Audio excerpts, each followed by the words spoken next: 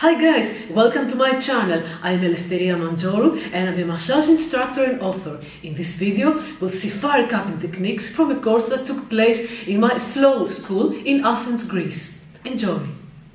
In this video, we'll explore the so-called flash cupping technique. So that's how it looks like. It is good to start your cupping session with flash cupping. Why start with that? Because it serves as a fantastic warm-up for more advanced cupping layouts. The alternating technique helps stimulate blood flow, relax muscles, and prepare the body for a deeper cupping experience.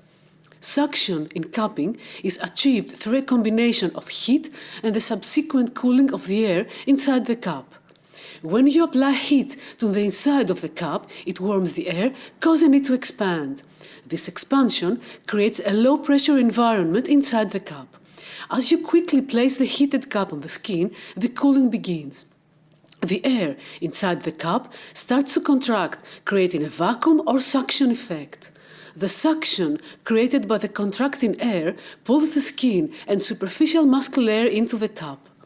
This is what gives the distinctive raised circular marks associated with cupping. Now, let's get into the nitty-gritty of the alternating flash cupping technique.